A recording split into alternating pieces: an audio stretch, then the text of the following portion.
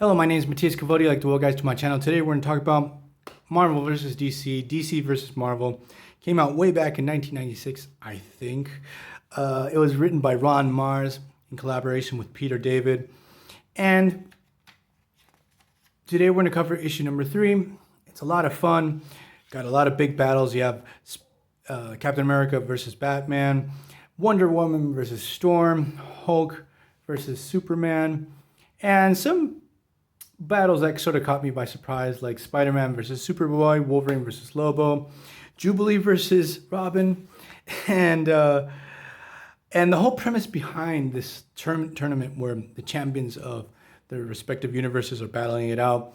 I covered it in a previous video, but it's always these tournaments where heroes have to fight. They're always, the premise is really stupid. You're just there to see the battles, root for your favorite hero, see how your hero stacks up against other characters. And this was sort of like a big deal. I remember when this came out. So let's get into this story. The first battle we get Jubilee versus Robin, where I really didn't like the whole thing that there was like this romance between Robin and Jubilee. Jubilee falls heads over heels for Robin. And even after this story concludes, there's another miniseries called All Access, and they're going to keep on going on with that, the romance between Robin and Jubilee. At least for me, how these two characters stack up, I feel like Jubilee should have gotten the upper hand in this battle, but she loses to Robin. The thing is, here in Argentina, because obviously this is in Spanish, the editions that arrived here were actually published by the people, the DC people, DC editorial. So like all the advertisements that you see are for DC comic books. The second battle we get against Green Lantern versus Silver Surfer. And there's actually a story previous to this crossover where we have Silver Surfer crossing paths with Green Lantern. They have to battle it out. Then they join forces to fight Thanos and Parallax. And I'm going to cover in another video. I feel like that story is completely forgotten. So when these two have to go toe-to-toe, they're already pretty familiar with each other. Silver Surfer comes out on top. At least for me, I feel like Silver Surfer is more powerful than Green Lantern. I might be wrong, like die-hard Green Lantern fans probably hate my guts. Then we have the battle between Elektra and Catwoman. I feel like both of these characters are pretty evenly matched. And Elektra as a character, I never found her to be too interesting. Like Marvel was really pushing Elektra back then, during the mid to late 90s. I remember she got her own series.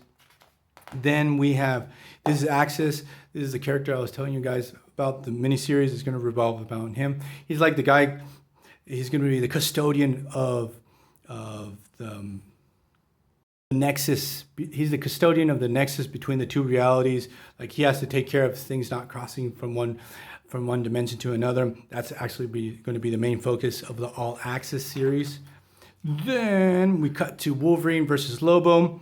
Wolverine with bone claws at this time, but it's not really apparent. No, he doesn't have adamantium claws there. Goes up against Lobo. I knew nothing about Lobo back then. So when Wolverine came out on top, and he beats him off panel, like, man, I felt really copped out by this. And I thought to myself, yeah, Wolverine won. But then years later, I discovered how powerful Lobo is. And it's like, oh my God, what a mistake. Like this, there's no way Wolverine can take down Lobo.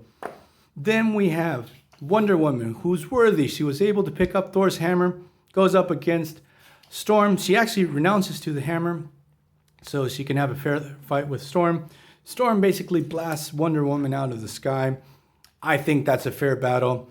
Then we go to Superboy versus Spider-Man, who I'm not sure if this is the real Spider-Man or the clone, because there was that whole clone thing that was a nightmare back in the mid to late 90s. So Spider-Man's able to get the upper hand on Superboy. Then we get the battle between Superman and Hulk. That, me being a Marvel fan, like I knew Superman was going to win. Like it was pretty obvious. On a raw power level, like Superman's much more powerful. Even though this is a smart Hulk, this is Professor Hulk. Like he could use his smarts and cunning, but he just really, at least the writer, just focused on Hulk's brute strength. Then we get Batman versus Captain America. where I feel like Captain America is the better fighter. Like, sorry for diehard Batman fans, but at least for me, I feel like he has more on the table, and like, and his thanks to the super soldier serum, like physically, he's more powerful. He has the shield. So I feel like Captain America should have come out on top in this battle, but he doesn't. He's defeated by Batman. But they realize that something's wrong, that something's up, and they want to stop the situation. So they're like the two first characters that realize, hey, we shouldn't fight and we should resolve this problem. So the thing is, at the end of the story, what happens is both universes fuse together. We get the Amalgam universe, which had a bunch of one-shots that were really awesome, and I sadly traded them away. That was one of the stupidest things I did back then, because they were actually really solid stories. And but I'm going to leave this video here. So this is issue number 3 of Marvel vs. DC. It was a lot of fun. A dumb story, yes. Some of the battles I think were poorly written, totally. But again, it's a lot of fun. There's a lot of nostalgia writing on this. So hope you liked this video. See you guys next time. Bye.